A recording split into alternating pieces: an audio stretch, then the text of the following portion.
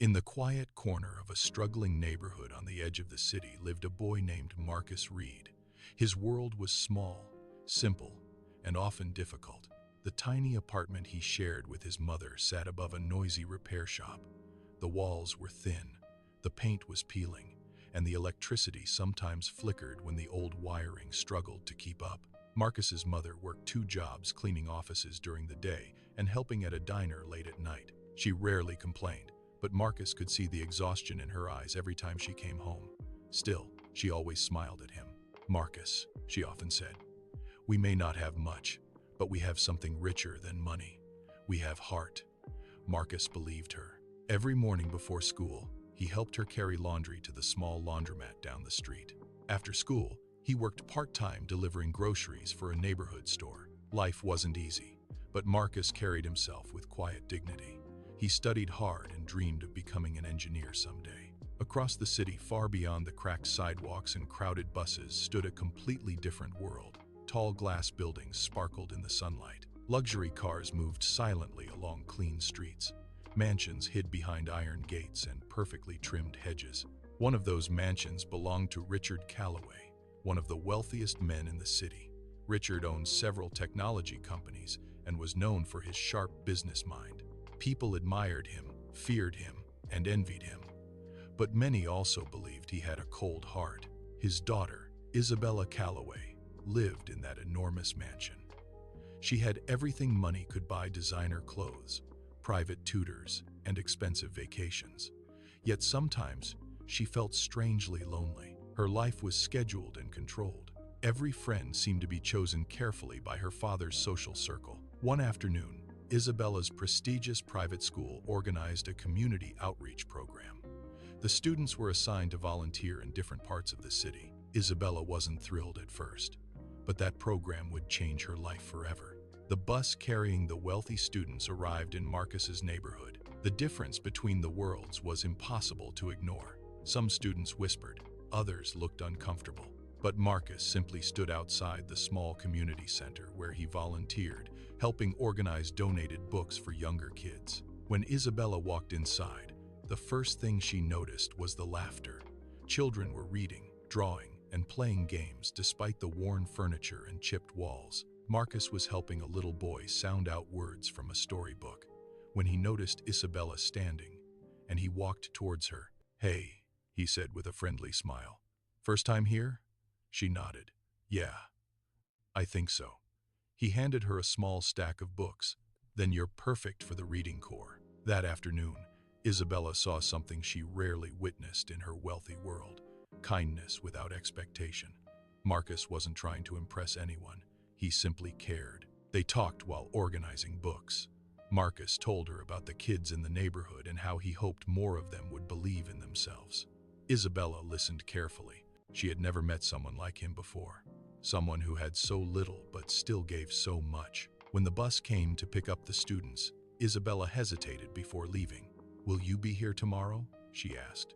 Marcus shrugged. "Probably. I'm here most days." She smiled. "Good." That was the beginning. Neither of them knew it yet, but 2 completely different worlds had just collided.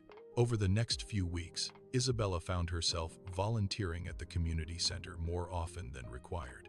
At first, her classmates thought it was strange. "Why would you want to spend time there?" one of them asked. Isabella never had a clear answer, but deep down, she knew the truth. She liked being around Marcus. He made things feel real. While many people in her world talked about success and money, Marcus talked about helping others, about dreams, about building a better future. Sometimes, they sat outside the center on the old wooden steps after the kids went home. Marcus told her stories about his mother and the struggles they faced, but he never spoke with bitterness. "Life's hard," he once said, looking at the sunset over the city skyline. "But that just means we have to work harder to make it better." Isabella admired that strength. Slowly, their friendship deepened. Marcus helped her see parts of the city she had never known. Small food trucks with the best homemade meals. Local basketball courts where everyone played together like family. For the first time in her life, Isabella felt free, but she also knew her father would never understand. Richard Calloway had very clear expectations for his daughter. Friends from powerful families, a future built on wealth and influence. People like Marcus didn't belong in that world. One evening, Marcus finally asked the question he had been avoiding. Your family? They're pretty rich, right? Isabella laughed softly. Yeah, you could say that. Marcus looked down at his worn sneakers. Then, your dad probably wouldn't like me very much. She didn't answer, because deep down, she knew he was right. But something inside her had already changed, and neither of them realized that someone else had already begun to notice. Someone powerful, someone watching from a distance. Her father, Richard Calloway, was not used to surprises. In business, he believed control was everything. Every deal, every partnership, every move was carefully planned. That was how he built his empire. But one evening during dinner, his assistant mentioned something unexpected. Sir, the assistant said carefully, your daughter has been visiting the east side of the city quite often. Richard slowly set down his glass. The east side? Yes, sir. The community center district. Richard frowned. That part of the city was known for poverty and struggling families. What exactly is she doing there? Volunteering and spending time with a boy named Marcus Reed. The name meant nothing to him, but the idea bothered him. Richard had always protected Isabella from hardship. He believed the world outside his carefully built circle was dangerous and unpredictable. So the next day, Richard decided to see the situation for himself. He drove across the city in a simple car without his usual driver or security. The contrast shocked him. The streets were crowded, buildings were older. Children played basketball on cracked courts. Eventually, he found the community center. Inside, he quietly watched from the doorway. Isabella was sitting on the floor reading to a group of kids. Beside her sat Marcus. The boy was helping another child finish a math worksheet. Richard studied him closely. The boy's clothes were simple and worn, but his posture was confident. His voice was calm and encouraging. At one point, a younger kid dropped a stack of books and looked embarrassed. Marcus immediately knelt down to help him. No worries, he said with a smile. Happens to the best of us. The kids laughed. Richard expected arrogance or ambition. Instead, he saw humility. Still, he wasn't convinced. Later that evening, when Isabella returned home, Richard was waiting in the living room. Isabella, he said firmly, we need to talk. She immediately knew what it was about. You met Marcus, she said quietly. Yes, Richard replied. Silence filled the room. I don't approve, he said. Isabella's heart sank. Why not? She asked. Because the world he lives in is not the world you belong to. She shook her head. Maybe that's the problem, Dad. Richard looked surprised. She rarely challenged him. Marcus works harder than anyone I know, she continued. He helps people even when he has nothing. Richard crossed his arms. Hard work doesn't change reality. But Isabella refused to back down. You built your company from nothing too, remember? That sentence hit him harder than she realized. Because it was true.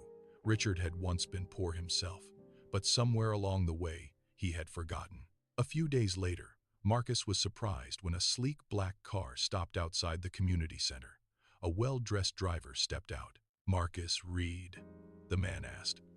Marcus nodded nervously. Mr. Richard Calloway would like to speak with you.